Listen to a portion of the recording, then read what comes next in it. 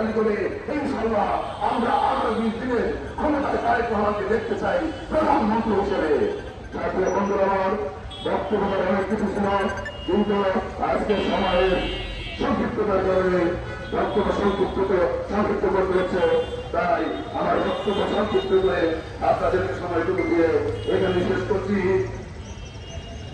বাংলাদেশ জিন্দাবাদ, বাংলাদেশ জাতীয়তাবাদী দল জিন্দাবাদ, তারেক রহমান জিন্দাবাদ, পশ্চিমবঙ্গ এবং খালেদা জিয়া জিন্দাবাদ, শেখ প্রেসিডেন্ট জিয়া রহমান অমর হোক, বাংলাদেশ জাতীয়তাবাদী এবং জনগণ জিন্দাবাদ। দেখা হবে রাজপথে এবং কথা হবে স্লোগানে এবং দলের পথে।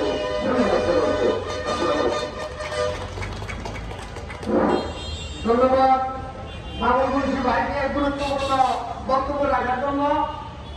এ পর্যায়ে বক্তব্য নিয়ে আসবেন, আসলে বৃষ্টি এবং প্রোগ্রামটা লেট হয়ে গেছে, অন্য একটা প্রোগ্রামের কারণে আমার প্রিয় স্যার চলে যাবেন। এর জন্য তাকে দু চারটি মূল্যবান বক্তব্য রাখার জন্য অনুরোধ জানাচ্ছি। কথা বলবেন বাংলাদেশ শিক্ষক কর্মচারী পরিষদের মহাসচিব, শিক্ষা বিভাগী, জাতীয়তাবাদী জনতা দলের সম্মানিত উপদেষ্টা, আমার প্রিয় অভিভাবক, প্রিয় ব্যক্তিত্ব মোহাম্মদ জাকির হোসেন স্যার। স্যারকে তার মূল্যবান বক্তব্য রাখার জন্য আমি অনুরোধ জানাচ্ছি।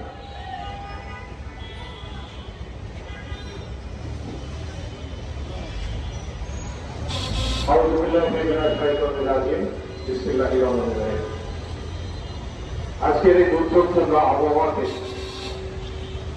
বাংলাদেশ জাতীয়তাবাদী জনতা দলের যে আয়োজন অত্যন্ত গুরুত্বপূর্ণ একটি বিষয়,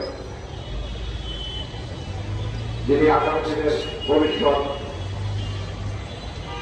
এবং যে পরিমাণটি বাংলাদেশের গণতন্ত্র, বাংলাদেশের স্বাধীনতা, বাংলাদেশের সার্বভৌমত্ব রক্ষার জন্য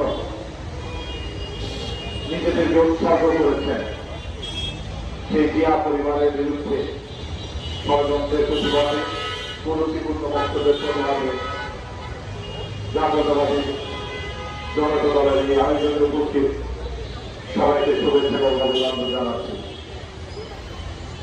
আজকের দিনে সভাপতিত্ব করছেন এবং অনুষ্ঠান সঞ্চালনা আছেন রাজু এবং পশ্চিম সোলাইমান, দুজনেই আমার জেল পার্টনার এবং সভাক্রমে যিনি প্রধান অতিথি হিসেবে বক্তব্য রাখবেন তিনিও আমার জেল পার্টনার।